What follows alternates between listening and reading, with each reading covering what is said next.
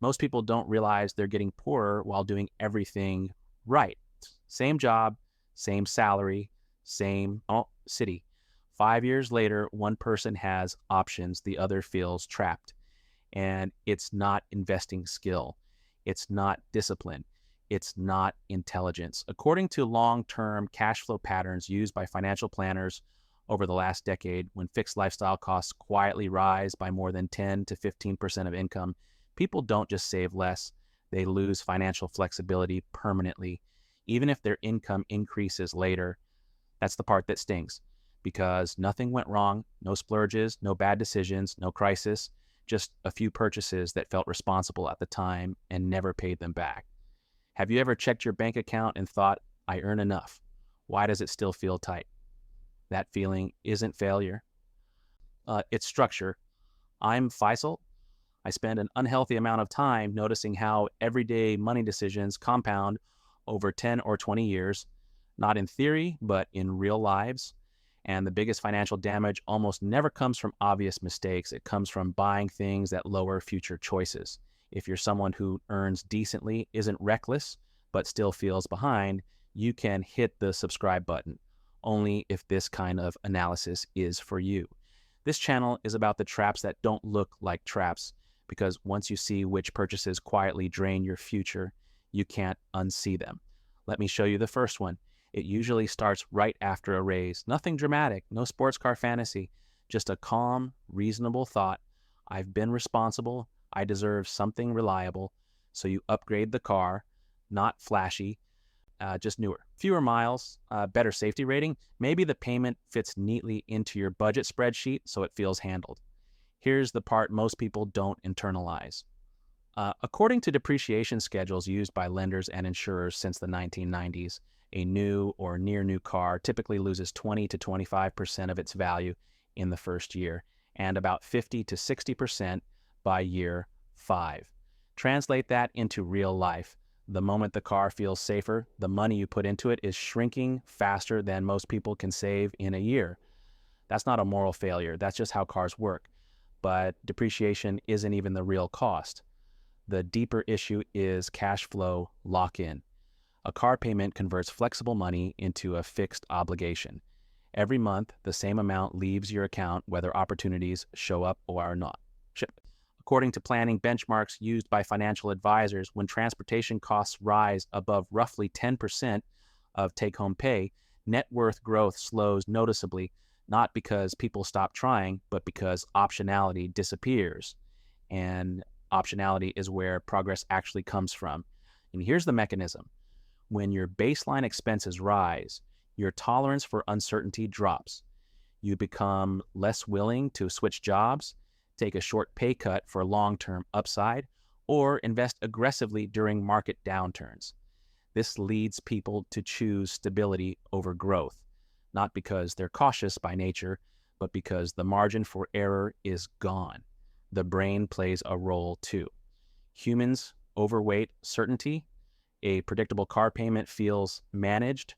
It reduces anxiety today, even if the total cost is higher than alternatives. Known pain feels safer than unknown risk, so the decision feels mature, even when it quietly limits future moves. Let me give you a simple comparison. Two coworkers, same salary, same commute. One buys a $35,000 car with payments. The other keeps a paid-off older model. 5 years later, the difference between them isn't horsepower or leather seats. It's that one person could say no to a bad job, move cities, or invest when markets dipped while the other needed the paycheck to keep coming. That's the golden seatbelt. Comfortable, secure, hard to unbuckle. So the reframe isn't never buy a nice car. That's not how real life works. It's this. Reliability is useful, but optionality pays you back. Preserving flexibility compounds in ways a depreciating asset never can. When transportation costs stay under that 10% threshold, money stays responsive instead of rigid. And the most expensive part of the car, it's often what never shows up on the invoice. Now let's move to a purchase that feels even more justified. The apartment that finally feels like peace. It starts on move-in day, sunlight through bigger windows, more space, that feeling in your chest where your shoulders finally drop. You tell yourself, this is worth it. My mental health matters, and you're not wrong. But here's the part that sneaks up later. According to housing budget benchmarks used by urban planners and financial advisors globally, when housing costs rise above about 30 to 35% of gross income, savings rates fall sharply, even for people whose incomes continue to grow. Translate that into everyday life. Comfort today quietly taxes every future goal tomorrow. Not because rent is evil, because fixed costs compound against you. Here's the mechanism. Rent doesn't just take money. It resets identity. Once a certain space becomes your normal, your brain treats anything less as a loss. Behavioral economists call this loss aversion, but you feel it as resistance. Downgrading feels like failure, even if the math improves. This leads people to stay longer in jobs they've outgrown or cities that no longer fit, because moving would mean admitting the upgrade was temporary. That's not weakness. That's how human brains respond to environments. We anchor on what surrounds us. According to behavioral finance patterns observed over decades, a nicer living environment doesn't just raise rent, it quietly raises expectations across other categories. Furniture gets upgraded, grocery runs get nicer, hosting becomes more expensive, the apartment changes what enough feels like. Let me give you a real world example. A friend of mine moved into a significantly better apartment after a rough year. It helped at first. A few months later, a job opportunity came up. Higher pay, better long-term trajectory, but in a different city.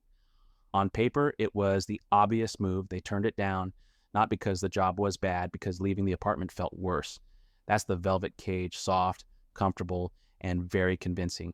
Here's the hard math anchor that puts this into focus. Every extra $500 per month in rent equals about $6,000 per year that can't compound. Over 5 years, that's $30,000 of reduced flexibility, not counting investment growth. That's not motivation talk.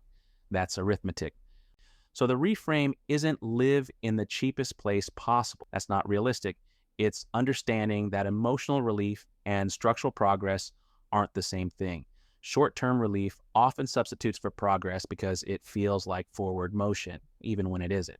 So ask yourself this question, honestly: did the apartment reduce stress, or did it delay freedom? Once you see that trade-off clearly, housing decisions stop being emotional debates and start becoming strategic choices. And that brings us to a category that feels harmless precisely because it's small, the spending that never hurts in the moment, but quietly fragments everything else. It's only $12. That's the sentence that makes this category dangerous. Food delivery after a long day, a ride instead of walking, coffee you didn't plan to buy. But hey, it's been a day. Each decision feels too small to matter, and that's exactly why it works. According to aggregated consumer spending patterns used by budgeting platforms between 2015 and 2023, frequent convenience purchases often add up to 5 to 10% of annual income without ever triggering the emotional pain that causes people to course correct. Translation: the money leaks out in amounts your brain doesn't register as losses, not because you're careless, because the system is frictionless. Here's the mechanism. Your brain uses mental accounting. Small purchases live in a different mental bucket than important goals. Each one stays below a discomfort threshold, usually around $20 to $30. So no single decision feels consequential because nothing hurts, nothing changes. This leads to a specific behavioral consequence. Progress fragments, savings don't collapse, they just never accelerate. Behavioral finance patterns show that when losses are repetitive but individually meaningless, the brain discounts them. It treats them like background noise. That's why people can feel broke at the end of the year without remembering where the money went. If you've ever downloaded your annual bank statement and scrolled in silence, you know the feeling. There's always that moment of shock, not guilt, confusion. Wait, I spent that much on food delivery? That's the dripping faucet. One drop doesn't matter. Thousands do. Here's the hard anchor that reframes this. Reclaiming even 5%, of income, not through discipline, but through structural awareness, can double early stage savings rates for people who are just getting momentum. That's not motivational language, it's math. When savings start near zero, small reclaimed amounts create outsized percentage gains. So the solution isn't stop enjoying life. That never sticks. This works because awareness changes behavior automatically. Batching friction restores signal. When convenient spending is grouped, weekly totals instead of daily taps, the brain finally sees the cost as meaningful. Once spending crosses a visible threshold, behavior adjusts without willpower. Oh, so here's the question worth sitting with. What would your bank statement say if it could talk? Not to shame you, to show you where momentum is leaking, because the problem isn't indulgence, it's invisibility. And the next purchase category is even sneakier because it doesn't leak money, it leaks identity. Let me ask you something uncomfortable. Are you funding a future or renting the feeling of one? Because this category doesn't look like overspending. It looks like self-improvement, the premium gym you don't go to consistently, the investing app with advanced features you rarely open, the productivity software, the learning platform, the paid newsletter stack, all small, all reasonable, all defensible. And together, they quietly stall momentum. According to behavioral finance patterns observed since the early 2000s, people tend to overpay for identity alignment when real progress feels slow. Translation: when results lag, we buy symbols of the person we want to become. Not because we're fake, because identity is uncomfortable when it's still forming. Here's the mechanism. Buying the symbol of progress reduces the psychological urgency to create the evidence of progress. The brain gets a partial reward up front, dopamine now, effort later. Once the emotional box is checked, I'm the kind of person who invests. I'm serious about fitness. Yeah, I'm upgrading myself. The follow-through pressure drops. This leads to a specific behavioral consequence, stalled momentum, not regression, just flatlining. Think about it. If paying for the gym already makes you feel like someone who prioritizes health, missing a week doesn't hurt as much. If you're subscribed to advanced investing tools, not increasing your savings rate feels less urgent. The purchase absorbs the identity work. Let me give you a familiar mini scene. A friend of mine had 3 fitness-related subscriptions: a high-end gym, a training app, a nutrition platform. On paper, they looked locked in. In reality, they used maybe 30% of what they paid for. But canceling felt wrong because those subscriptions weren't services anymore. They were mirrors, receipt-shaped mirrors reflecting who they believed they were becoming. Here's the hard anchor that reframes this. Unused or underused subscriptions commonly add up to $100 to $300 per month. That's $1,200 to $3,600 per year spent on identity placeholders, money that doesn't compound, doesn't build skill, and doesn't increase optionality. This isn't about cutting everything. The reframe works because identity should follow evidence, not purchases. When identity comes first, urgency dies. When evidence comes first, even small evidence, identity locks in automatically. So the question isn't, is this subscription good? It's this: if I removed this, would my behavior change or just my self-image?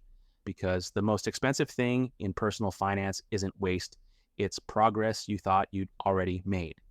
And next, we're going to talk about the final purchase category, the one that doesn't look emotional at all, but quietly determines whether money ever starts working for you. So here's where everything comes together. Up to now, none of these purchases were bad. They just shared one hidden flaw. They reduced choice, and that's the reframe. Because according to long-term market patterns observed by financial planners across decades, early financial outcomes are driven far more by flexibility than optimization. Translation: before returns matter, options matter. Not picking the perfect investment, not maximizing every dollar, preserving the ability to move. Here's the mechanism. Money that preserves choice compounds twice, once financially and once psychologically. When you have Flexibility, you negotiate better, you wait longer, you say no more easily, and that changes behavior upstream before money even moves. Think of purchases falling into three buckets: optionality, skill, margin of safety. Anything that doesn't strengthen one of those is probably decorative. Let me give you a quick mini story. Someone I know resisted upgrading their car for years, not because they were frugal, but because they wanted room. When a job offer came that paid slightly less upfront but had massive upside, they could say yes. No panic, no scrambling. Their flexibility bought them confidence before it bought them returns. That's the open door effect. You don't need to walk through every door. You just need them unlocked. Here's the hard anchor that changes behavior. The first $1,000 to $5,000 in flexible savings, cash that isn't earmarked for bills, changes decision making more than any investment return ever will at that stage. Below that range, every expense feels urgent. Above it, thinking slows down, and slower thinking leads to better choices. This works because margin of safety absorbs volatility, emotional and financial. You stop reacting, you start choosing. So, what replaces the old purchases? Lower fixed costs work because they reduce required monthly income, shrinking the number you must defend every month. Skill investments work because they create feedback loops. You can see improvement. Evidence builds identity, not the other way around. Optionality works because it preserves time, and time is the only asset that compounds without permission. So ask yourself this, not emotionally, but structurally: what would future you actually thank you for? Not the thing that felt good, not the thing that looked responsible, the thing that kept doors open. Because the goal isn't to be someone trying to save money. It's to become someone who money quietly works for because you gave it room to breathe.